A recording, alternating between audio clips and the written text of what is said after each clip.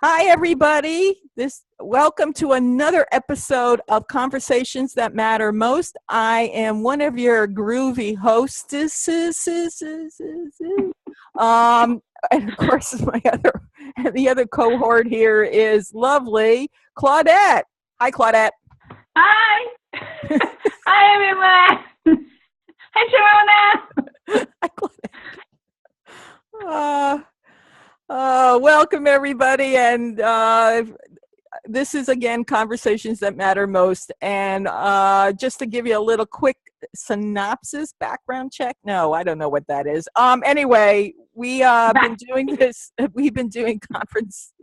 Conversations That Matter Most for over a year now, and we're here to have conversations that matter to midlife women and stepmoms, but generally for anyone. And it's just topics that we come up with, either that something's going on in our own lives or in the world, and we just have these conversations. And it's not about changing your mind. It's not about if you like it or not. It's about just giving stepping stones so that you all can have conversations also. Anything you want to add, Claudette? No, basically, none of our conversations are scripted. And so it's like an improv conversation. And the reason we're doing this is so that we can allow our intuition or wisdom and maybe what's going on in the moment through our conversation. And most of our conversations have sparked, at least from myself and other listeners that have joined our YouTube channel, has sparked like thinking process, as you said, Sharona, like stepping stones. And whether you're a stepmom or a midlife woman or anything in between or at both extremes, our conversations are meant to inspire dialogue between you and other people, and to maybe expand your thought process. And as Sharona said, it's not for you to agree or disagree with us, but it's simply for you to have that own dialogue with yourself and other family members. Right. And sometimes, Claudette, I always say, because, this is, for me, is also how to have a conversation with yourself. Because sometimes you got to sit down with ourselves and just say, okay, enough already. Let's get moving forward. So today our topic is going to be, our Conversation That Matter Most topic is going to be on this episode is, where do ideas come from? The spark of inspiration. And this came about because we were, now we're on, I think, the third day of spring, and there's that happening of things popping and blooming and all kinds of wonderful twittering. Lot of birds twittering back in the backyard. Burpulating and building nests. It's all sparking, everything sparking. So that's what we wanted to talk about today. And, inspiration is something you can't force. I don't know about you, Claudette, but I can't force it.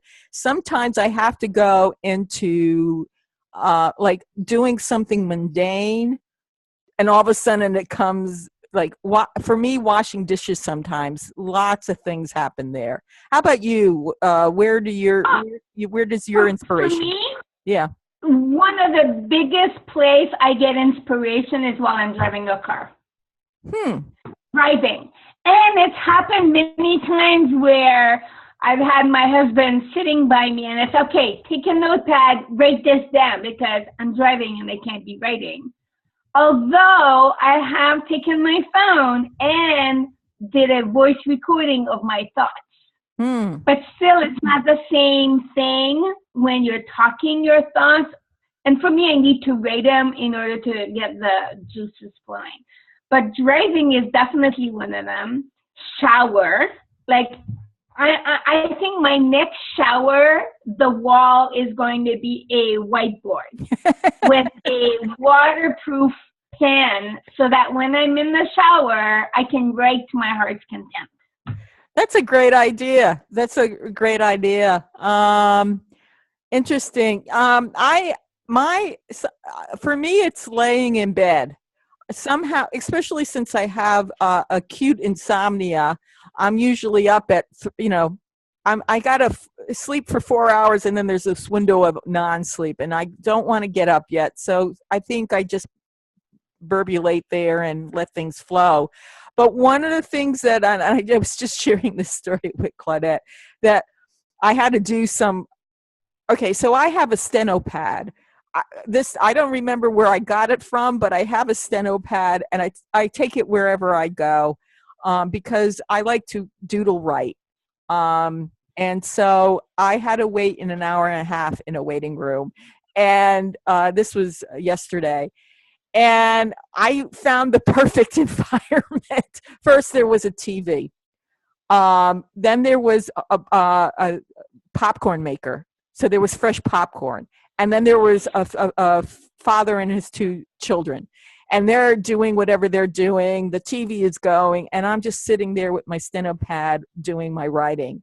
And I got some great ideas, and I got some haikus written. And I realized that's the kind of environment that I need. I work best. Some people, I think one of the things is for inspiration, sometimes we have to be in the right environment and maybe the right mood. But for me, my ideal place is there's other people, there's a TV going, and there's food. There's always a nosh somewhere. And that way I can then do, because for me, I need a lot of activities because that's how I function. Now, some people need it very quiet. So going to like a library and very quiet is what they need. So one of the things I think is when you're looking at how, trying to spark that inspiration and generate ideas, maybe finding the environment that supports your kind of style of creating might be helpful. And I love that you just shared this story, Sharona, because for me, that would be total chaos in my head. Having, especially a television, talking. I have this thing about talking televisions. In my home, we have one TV, and it's off probably 70 to 80% of the time. So it's there as a ornament. And having other people talk or movement just makes my brain go. And so probably for me, the car or the shower are 2 of the places where I am probably one of the most places where I'm most creative. And because it's quiet, there's nothing else going on. It's very unifocused. Like there's one thing going on. And then that allows my brain to just, go and have fun. But I agree with you, Sharona, that we all have different things or ways of being creative. And if I look, I have grandchildren and I have my grandson who's here. I think that when we give children an environment for them to explore creativity or ideas, and don't tell them what it's supposed to be doing, right? Right. Then it allows them to be creative in their own way. Like he was playing with Play-Doh, and we had this little block, and my husband was telling him, no, that's not how you do it. And I'm looking at him like, shh, what are you doing? Don't tell them this is not how you do it. Just watch to see what he's going to do with it, right? Right. And I think part of why sometimes people are afraid of being creative or afraid or have a hard time finding those sparks of inspiration is they have this idea of this is how it should be or how it's supposed to be, right? Right. And that's very interesting because one of the things is and I know I deal with this there's a right way to do it. There's there's a right way to promote something. There's a right way to um have a dialogue. There's a right way. And a lot of times I get I have this inspiration of doing something, and I don't consider myself an artist, but I consider myself a creative. And I'm very, very creative in how I look at the world and stuff. And if I do it, but once I have to put it out there, there's this whole fear that comes up because it's not going to be good enough. It's not going to be enough, right? I'm going to be judged badly. There's only one way. There's only one way to be able to do whatever I need to do, and that's just my default place that I go. So one of the things is, I just have to, when I get to that fear and it's stopping me, one of the things that I start looking at is leaning into the fear. I can't explain it, but it's actually a physical movement of, okay, I'm feeling afraid. Let me walk into the fear. Let me keep breathing. Let me keep breathing and keep moving forward. And what I find is that it is scary. I'm not going to say the fear doesn't go away, but as I keep moving forward one little step at a time, I'm finding that I get to the other side. And I'm glad you brought this up, because a lot of times we're afraid because of whatever reason, that we need to look at what that fear is and then acknowledge it and still lean into it and maybe find support so that we're not doing it alone. Exactly. I love that you just shared this, and the idea of fear. I think fear prevents us from living our true, authentic life and to explore who we are and who we could be, right? Mm-hmm. And so we limit ourselves. We stifle ourselves from blossoming, from being that creative self. And, you mentioned, Sharona, that you don't consider yourself an artist. Well, according to who? According to yourself, or according to what other people define artists. And I think that we tend to put labels or define certain words in very narrow boxes. Because I've known you for a long time now, and I see you as an artist, a creative being, and in ways that are very different, let's say, than I am and in other people. But one thing I do want to touch in, that I love what you said about leaning in and the physical movement of leaning in. And when you mentioned that, one of the things that came up to me was that when you lean in, it shines some light on what you're fearing. I keep thinking of, there's a children's story that was written by someone where I grew up, and he wrote a book about monsters under the bed. And the kids were afraid of the monsters under the bed and in the closet. And the idea is that if you have a flashlight, if you put light on it, the monster disappears. And so, that every time people talk about facing fears, I think of that flashlight, and leaning in is like that flashlight. You're leaning in to see better what's actually there. Yeah, and I think, and you know what, and for me, it's also the fear usually is starting up in here in the brain, okay, the mind. The monkey mind. The little the monkey brick and mortar. mind, the inner meanie, the whatever, wherever, for me, it starts, the dialogue starts in here. The tape is right. So it's just circling the landing strip. So for me, what helps also is to physically take what the brain is saying, feel it in the body, and then actually do emotion do some physical thing. And it's interesting when thank you for pointing out that when I say I'm not an artist, because when I think of artists, I think of like people who draw and paint and make little crafts, and that to me is like artists in the kitchen. They can make things, and right. You're an artist in the kitchen. I'm a mad scientist in the kitchen. That's just the way it is.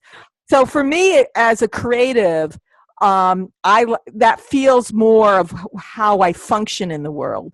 And if I'm going to label, I would be a performance artist. That says it, because that's what I do. Is I perform, and I do the stuff out there performing. So yeah, it's true though. And so for me, that's why I don't. Yeah, it's just how I just see the world. And I'm okay with that. And I think one of the things too is learning on this journey, like with midlife women. A lot of times I find that we have a tendency, because we're in midlife, that we sometimes aren't okay where we are, or where our ideas are coming from, or whatever, and we cut ourselves short, or we have a tendency of criticizing and judging ourselves a lot. So I think one of the things, and I'm wondering if stepmoms have the same thing, about that we don't measure up. We're somehow not measuring up. There's a thing that happens, I know, for for some of the people I work with, that I'm at a certain age, things should be different by now, or something should be, and it doesn't feel that way. And so we get into trying to generate ideas of how to make ourselves better, which is okay. But I think there's a part of us that we need to say, I'm okay just as I am. I'm enough as I am. And if this is what I want to do now, this is, I just had a conversation with somebody, and I said, this is for me. I think part of being a midlife woman is that we get to now say, this is for me and my journey.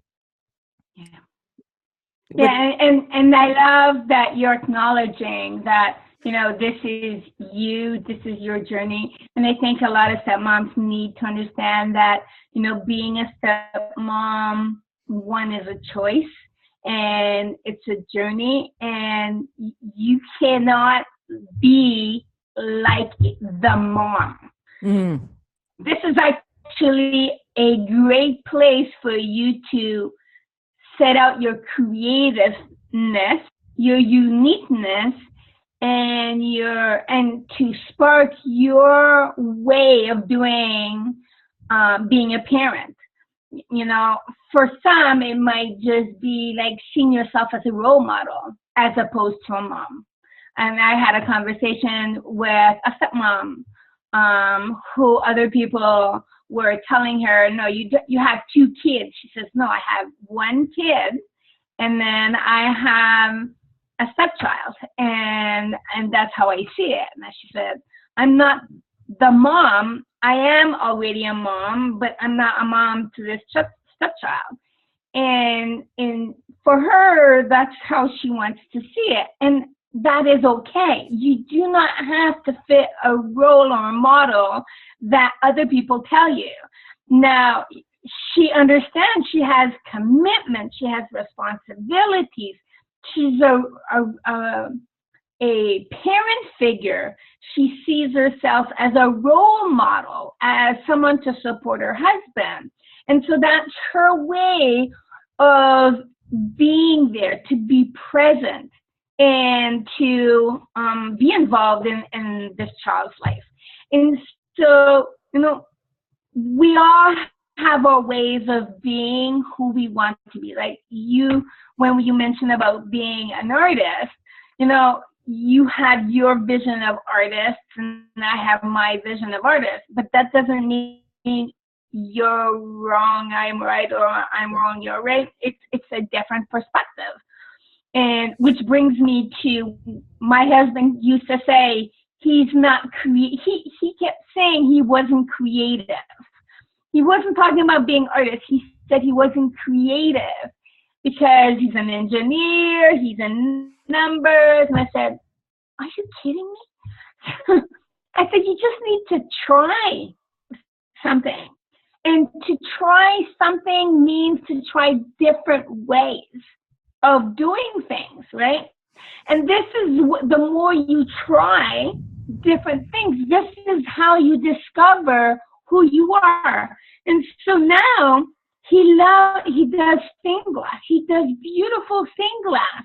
Who said he wasn't creative? And now he started to play in creating websites with Pi and anyways, all this electronic stuff. And he's really good. So, if you think that what you're doing at this, whether you're being a stepmom, you're midlife, whatever you're doing in life, and you feel you're not creative or the ideas aren't coming up, or you're feeling discouraged because whatever you're doing isn't working, maybe it's time to change your environment. As we talked in the beginning, Sharona loves to sit in waiting rooms with popcorn and TV running, while I prefer to sit in the car with total silence. So maybe it's a matter of choosing your environment. But I guarantee you, I will use that word, I guarantee you everybody is creative. Everybody has ingenious ways of doing things, and it's a matter of seeing it for what it is. You being creative in what you're doing at this moment. Yeah, and I think one of the things too, okay, so when I was doing career coaching years, there was somebody who was an engineer, and he also thought that he wasn't creative. So I asked him to tell me something. Now, here's the thing. I know nothing about engineering. And by the way, he was a rocket scientist. Okay, I'm just going to say he was a rocket scientist. Okay, anyway, he was talking. So he was talking about this project he was working on. And he was, he's talking about it. And you could see the joy of it. It's like talking to an accountant. You don't think accountants, no, when they're talking about balancing and, because that's their creativity.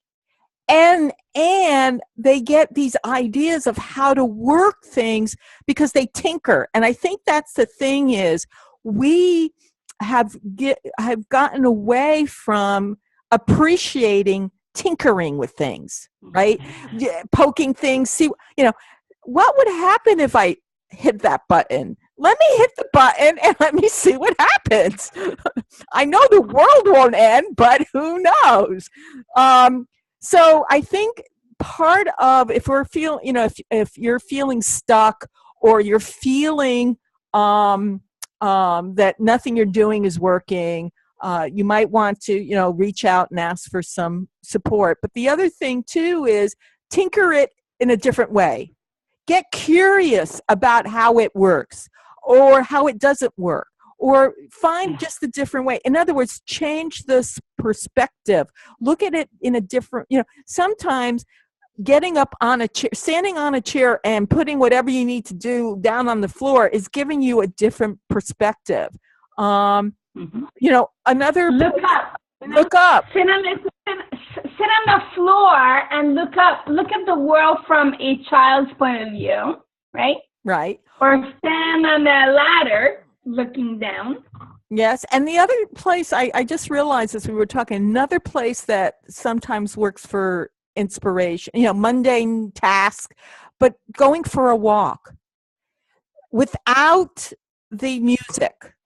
Yes. right? Just going outside, looking at what's going on out there, and things will, because of you are as a unique person, is going to pick up things, and something will just, in other words, get your mind off of trying to figure it out, because sometimes you cannot think through a situation.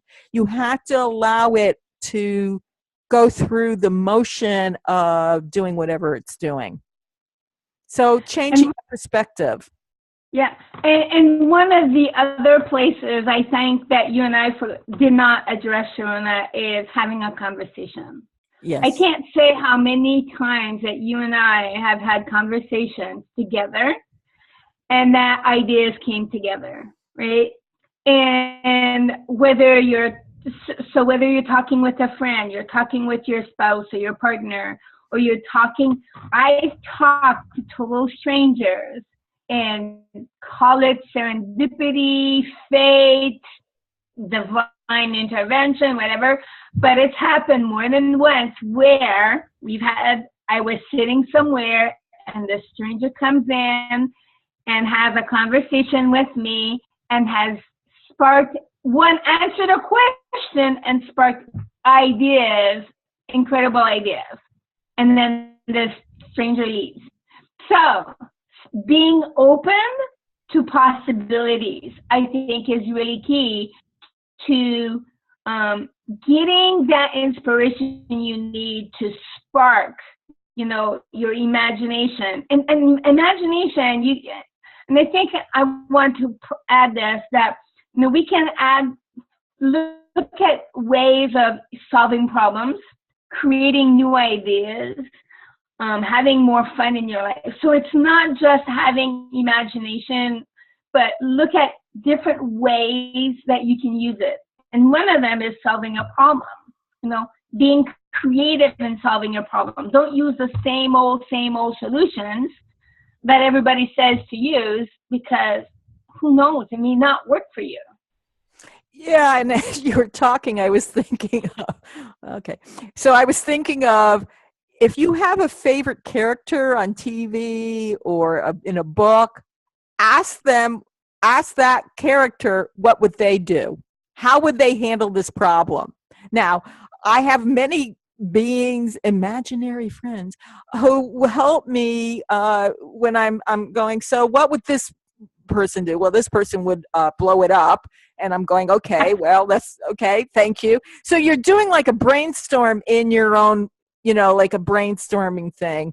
But sometimes you need, or better yet, if you have a 5-year-old around, ask the 5-year-old how to solve the problem. Because 5-year-olds, I find, are the most magical beings, because they're still young enough that they're attached to that other world. And then they're old enough that they got a sense of the world. But really, when I used to say, okay, I don't know what to do now. Oh, why don't we?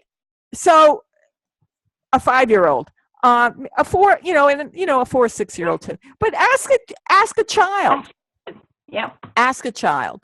And if you have another, I have a 13-year-old friend, young man. He's great. I could ask him some kind of question and he'll just, well, maybe you could do this. And of course he's, going on some technology, and I'm going, okay, dude, you're like totally like out of my league right now. I don't know what that is. I don't know what the Snapchat thing is. Okay. So, but it's, again, I like the idea. This is about talking to another person. And I think a lot of times when we are in some place and we're feeling stuck or whatever, we think we have to figure it out ourselves. And again, we're interdependent on each other. So find the people to help you and support you, and you them. Because you might have some information that another person needs that will trigger their inspiration, and that will then create like this domino effect that somehow will trigger yours back.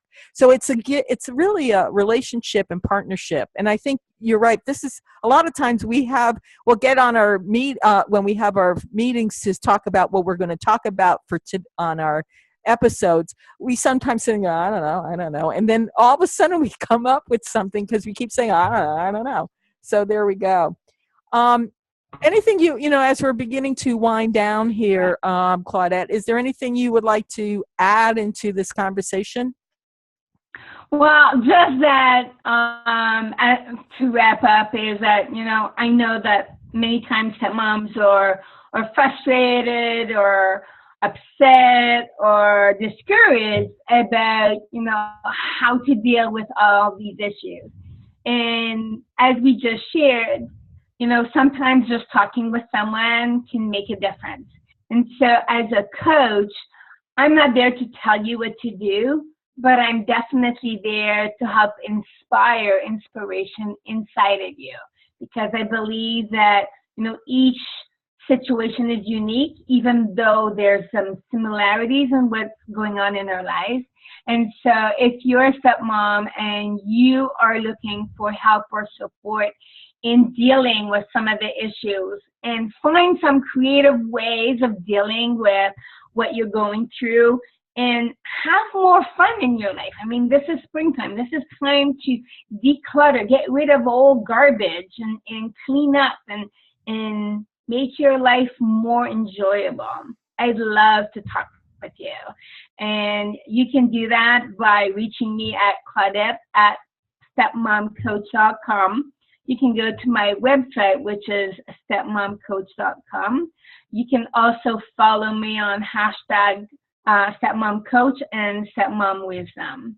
And I'd be more than happy to help you.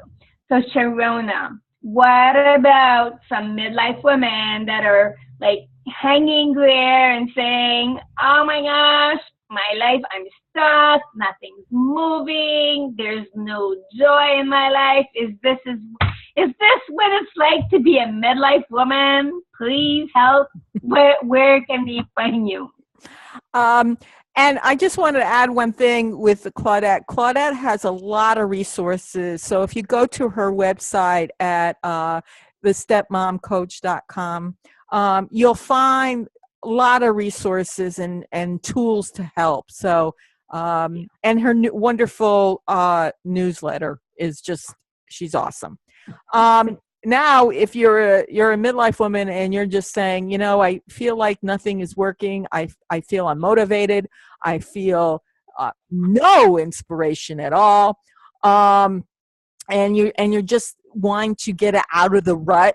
One of the things is that you can reach, because really I'm what I call a guide on the journey of midlife.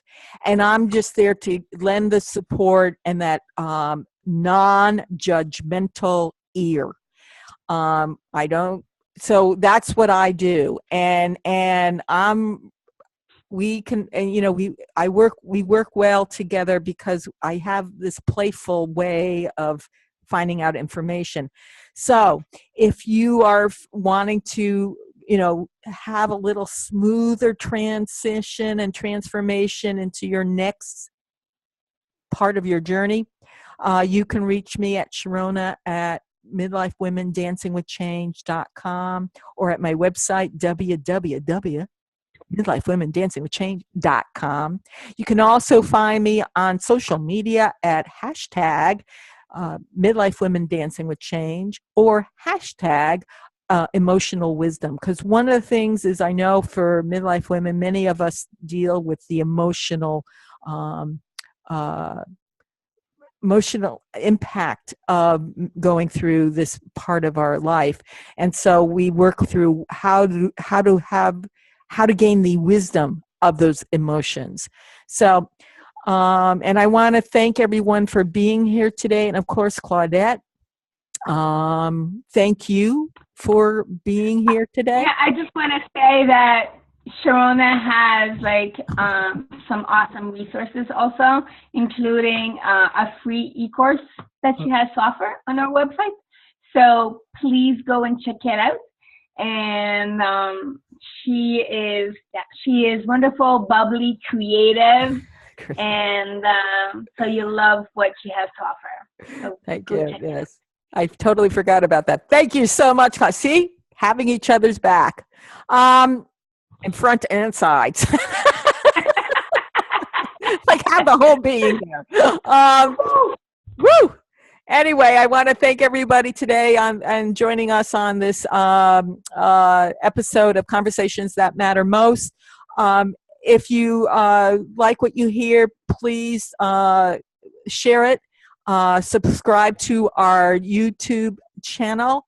Pass it forward, and sometimes listen again and take notes on it, because lots of information is here. Write it, yes, write it out, and enjoy. The whatever time you have at this moment. It might be getting ready for bedtime, or you might be starting your day, but enjoy the rest of the day. Anyway, thank you everyone for being here, and we'll see you next time on Conversations That Matter Most. Bye for now. Bye.